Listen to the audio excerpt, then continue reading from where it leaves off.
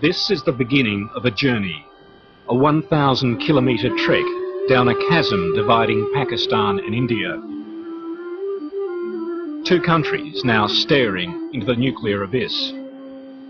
It starts here, at the junction of the Himalaya and Karakoram, two of the planet's mightiest mountain ranges.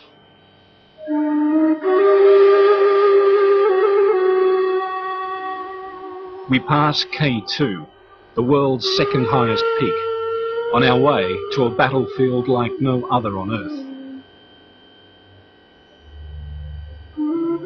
Our Pakistan Army helicopter stays well below the ridgeline. Any higher and will be exposed to fire from Indian heat-seeking missiles.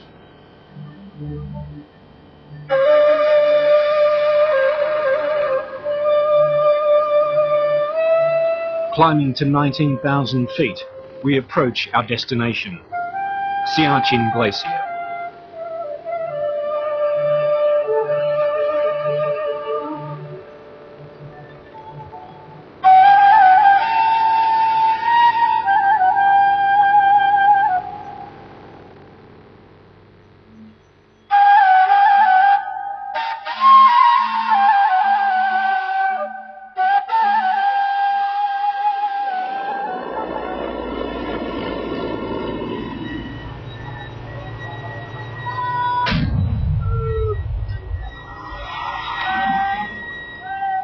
This is Pakistan's front line, the enemy, India, barely 2,000 metres away. Center correction. 6, 8, 8. 25,000 troops struggling to survive on the roof of the world, facing an equal number of Indians. Number 1, fire!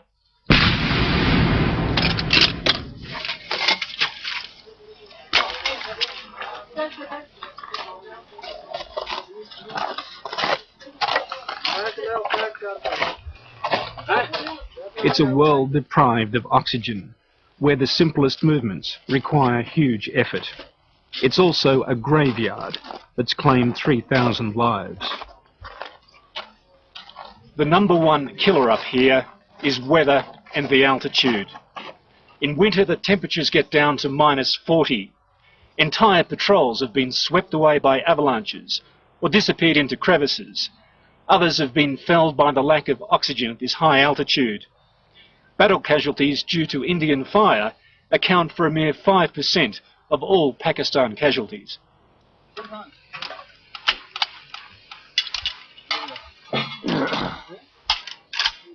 These men are on the northern end of the front line dividing the disputed state of Kashmir. While a ceasefire line was mapped out in the lower country, no one bothered to negotiate a clear boundary up here. Both sides reasoned the area was uninhabitable, and who, they asked, would want to visit the place. But in the early 80s, Indian Army mountaineering expeditions arrived, followed by armed patrols from both sides. Finally, in 1984, the first shots were fired.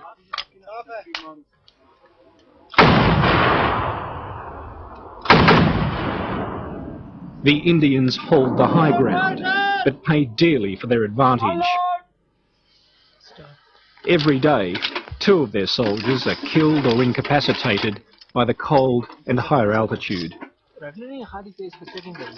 Pakistani gunners make life even more miserable for any Indian observers hidden on the ridgeline.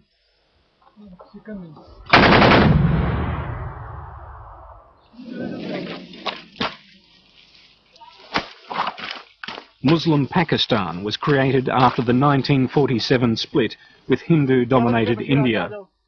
These days, the military embraces its Islamic faith with ever-increasing intensity.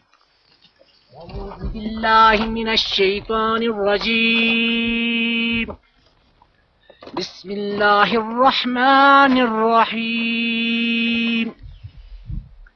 القارية ما القارية وما أدراك ما القارية وما أدراك ما هي نار حامية صدق الله مولانا العظيم. दूसरी post के ऊपर जा रहे हैं और आपका फासला जो है काफ़ी है और ये फासला आप लोगों ने जो कि 7 घंटे में कवर करना है और जो भी बंदा जिसको भी कोई बीमार होता है तो आपके पास वायरलेस सेट है, इन टाइम हमें बताना है और उसको इन टाइम जो है इवैक्यूएट करना है. नारे तकबीर, नारे तकबीर, इस्लाम जिंदाबाद, पाकिस्तान जिंदाबाद, पाकिस्तान जिंदाबाद. Both sides are now well dug in. As the Pakistanis ready for another patrol, they know it's pointless attempting to seize the Indian positions. Last time they tried, 150 men died, easy targets as they lumbered up the mountainside through the snow.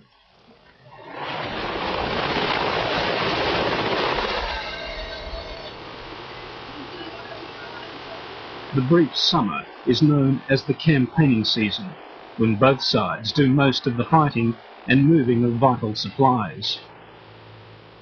It's a military stalemate that has two of the world's poorest nations, each spending $2 million a day.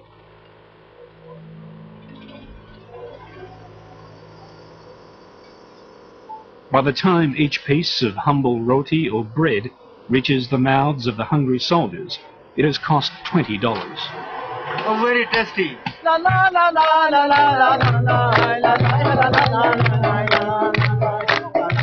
The loneliness of fighting on top of the world also takes its toll.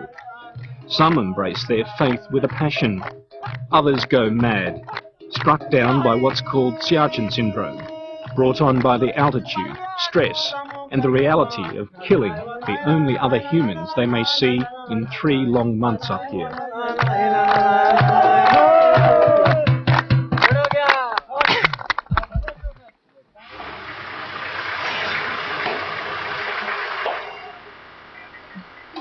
"12,000 feet below the front line, we have an appointment with one of Pakistan's Siachen commanders. We are Muslims, we believe in jihad and we believe in our cause. And the cause is that ours is a principal stand. The brigadier claims India has now moved the fight down from the mountains to the heavily populated hills of Kashmir. I would say that the enemy wants to entice us. That is why he has taken, this battle out of the Siachen area and wants to extend it southwards, not only, towards southwards in the Siachen sector, but also towards Indian-held Kashmir. Indians have also a habit to use the human beings as a shields. They force the population on the other side to be used as porters, to be used, on the jobs which are to be done on the front line for the soldiers, so that if we reciprocate, on the fire, then they are the casualties and they could later be, used, for their mischievous design.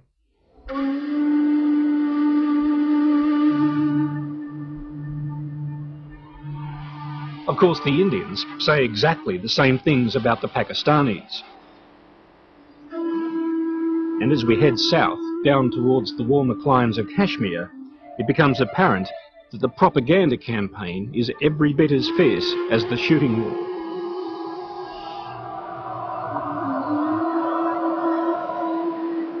We're granted permission to visit the town of Athamuqam, just a few hundred metres over the Pakistan side of the so-called line of control.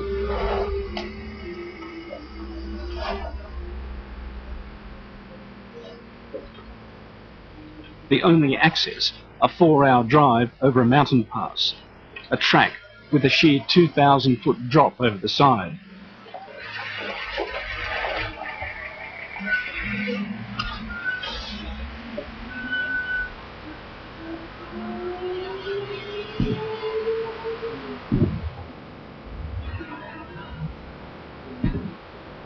As we near Athamuqam, the ominous rumblings of Indian artillery pounding the town.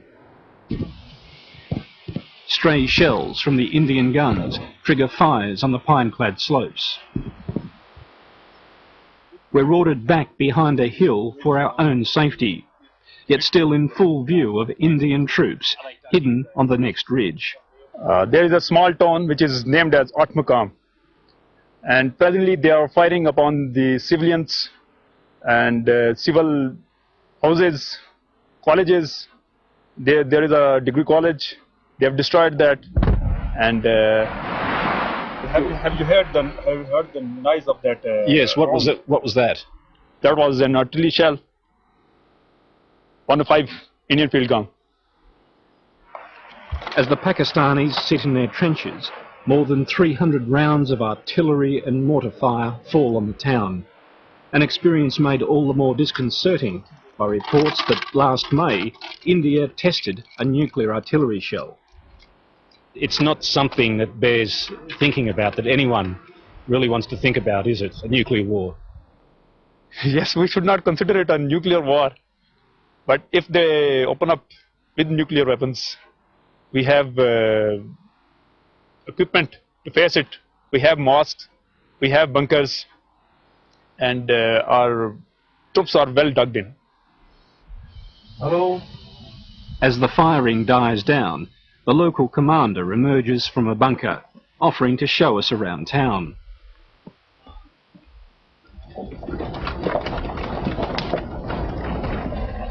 They do not have the courage to fight a professional army, and they do not find the suitable targets, and rather I would say they don't have the courage actually to talk and to fire on our posts.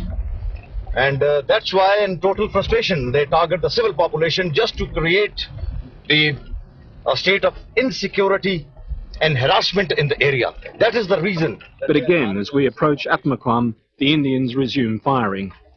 For your own security, actually, I wanted you to take you ahead, yes. But primarily because of your security, yes. I would suggest to you that we should not visit the forward area, because, as I told you earlier, that they do not spare anyone, right? As far as we are concerned, we are living in the area, we are fighting a war with them, we are absolutely not afraid. Could we ask these people what they've seen? Yes, of course. Stop.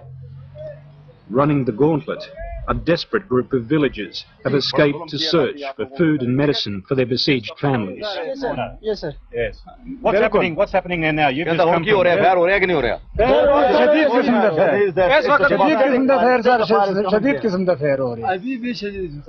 हम लोग sir बड़ी मुश्किल से जान बचाकर यहाँ पे पहुंचे हैं। हमारी जिंदगी हमने ये नहीं समझा, हम जब घर से निकले हमें ये नहीं पता कि हम whether we are take our place or not, कि हम अपनी जगह पर पहुंच जाएंगे या नहीं पहुंच सकेंगे, तो ये हमें पता नहीं चल सकेगा। Where are the women and children? Where are the women and children? बच्चे औरतें कितने हैं? बच्चे औरतें ऊपर जंगलों में, जंगल बियाबान एरिया में चले गए हैं। They said that we have taken them to the places where the safe places, and we have taken them there. So what were you doing back there today? Why were you back in the नखू sector में ऐसा हुआ है sir, हैं? एक औरत एक दरख्त के नीचे एक हफ्ता उसको खाना नहीं मिला है। He says that the children, the ladies, they are finding refuge behind the, just underneath the trees, and they have not got their meats from the last 6 to 7 days because of this firing. Yes, and how many people have died? He says that something like 60 people have died in the recent these firing. The meeting is cut short by an urgent message. Indian fire is moving towards our location. As we depart, the first rounds come hurtling overhead.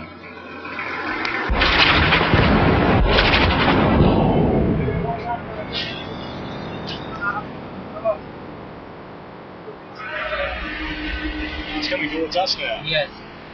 And that's about 2 to 3 yards away from that position. Yes. So you think that was just... Oh, there's the smoke, look. Oh, yes.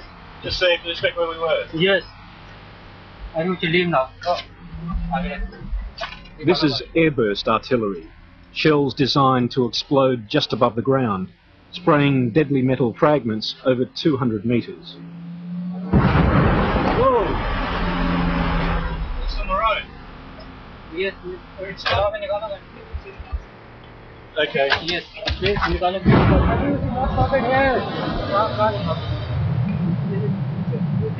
Please call him now.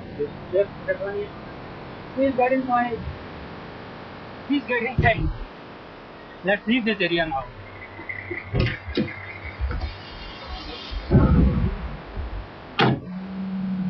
Just up the road at an army hospital, those who weren't so lucky.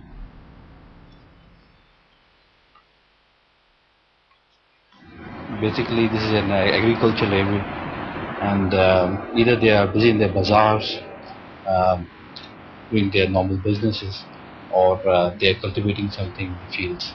They're not soldiers. Basically, civilians who are just caught in the enemy fire.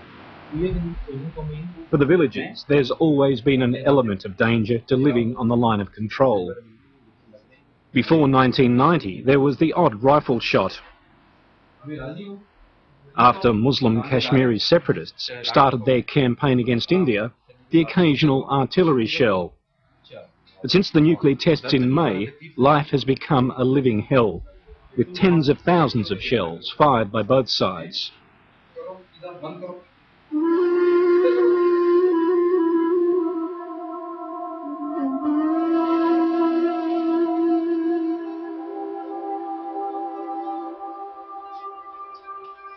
The following morning, the shelling has stopped, and we finally enter Athamuqam.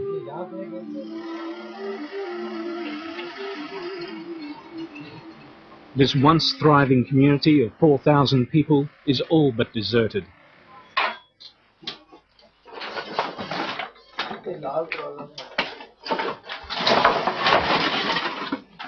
A handful of men remain, picking up the pieces as Indian gunners reduce their lives to rubble.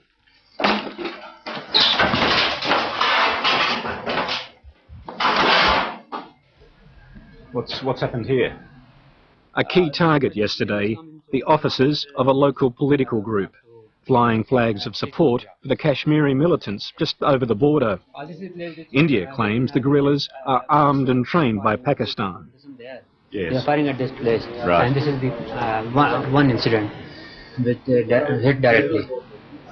Would they see that as justification for shelling this town, because these people would support the guerrillas in Indian Kashmir? No, how is it possible that they are supporting here while sitting from this place? You see, they are sitting just in front of them. Hardly a convincing answer, but there's little doubt that many of these people simply want the fighting to stop, so they can return to the familiar rhythms of rural life.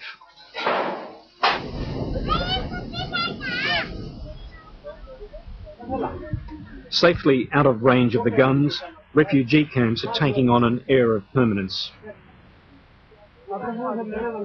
Few see any chance of returning to the stunning beauty of their home valleys.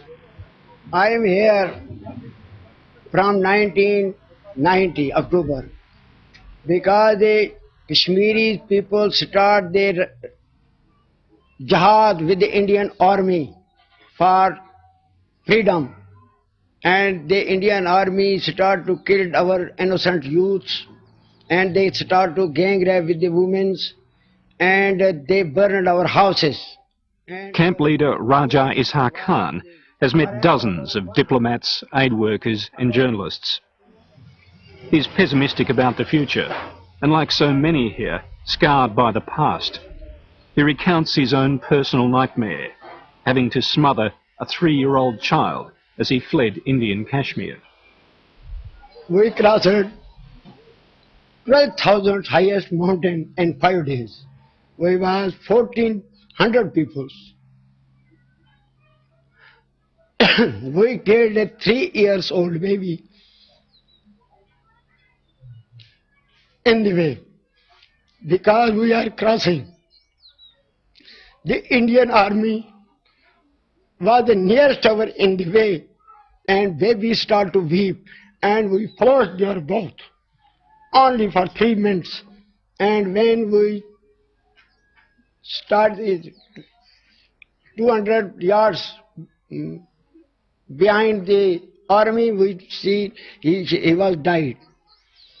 And And I told to his mother, because we have sent your son back to his grandmother. So she don't know. It's a harrowing tale of sacrifice and survival, but one that's impossible to verify. Raja says the mother of the dead boy now lives in the camp and takes us to meet her, warning that she's still unaware of her son's fate. Bewildered by all the sudden attention, there's very little to say.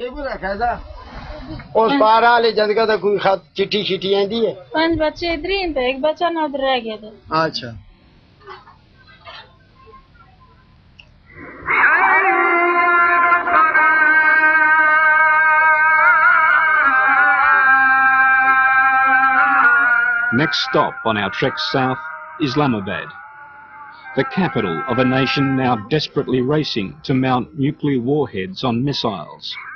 Missiles named after Muslim warlords who conquered ancient India. It doesn't necessarily mean it's going to be an arms race. I would say it's a new balance of terror in South Asia, similar to the one you had in Europe after World War II between the Soviets and the Americans, and which held the peace for 50 years. But not everyone cheerfully subscribes to the so-called balance of terror. Strategic analyst Dr. Samina Ahmed watches Islamabad's political machinations with a growing sense of dread. Dr. Ahmed says the nuclear balance is a dangerous myth. And in the context of India and Pakistan, it doesn't even begin to apply. This is now an extremely unsafe place. If anything has introduced an element of instability in this region, it has been a conventional arms race, and now even more so a nuclear arms race between India and Pakistan. Information Minister Mushahid Sayed is a powerful figure in the government of Prime Minister Nawaz Sharif. He's keen to project an image of a government in control of the mounting crisis and in charge of the military, which has dominated political life here for 50 years. We have a regular institutional system of communication. At the political level, between the two prime ministers, there's a hotline, and also at the military level, between the military operations chiefs of both armies. So that's not a problem. We've known each other for 50 years. We have fought wars also. We've talked peace also. We have negotiated also. So we're not strangers to each other. You have very short warning times. We've had an incident last year when an Indian fighter plane broke through Pakistani airspace. We heard the sonic boom right here in Islamabad, and then went back into Indian airspace, and it could not be intercepted. And any attack means that there will be very short warning time, and a decision has to be taken very quickly. And as we've seen in the past, neither the Indian or the Pakistani political leadership is really mature enough to take those kind of decisions under that kind of pressure. That increases the danger of using nuclear weapons in a first strike capability.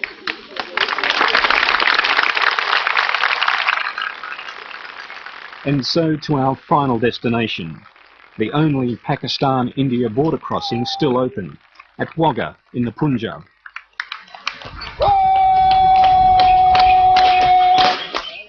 Given the killing a few hundred kilometres up the road, this is perhaps the most bizarre ritual on the subcontinent.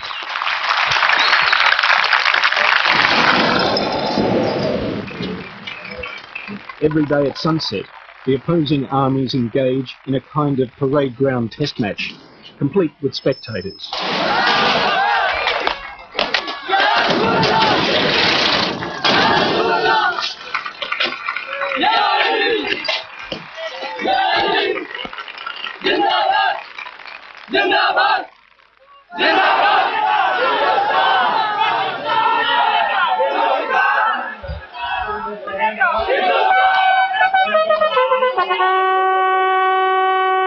In one sense, this is the world's biggest divorce settlement. It's half a century since the British Raj was carved up into Muslim Pakistan and Hindu-dominated India. Yet they're still fighting over ownership of Kashmir.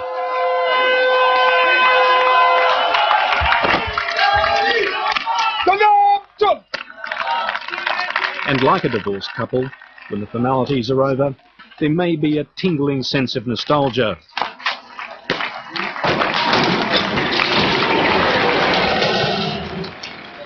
A brief realisation that perhaps the differences were not so great after all. Maybe it's an unrealistic outlook, given the half-century of bloodshed here. But in this nuclear age, the alternative is far too terrible to contemplate.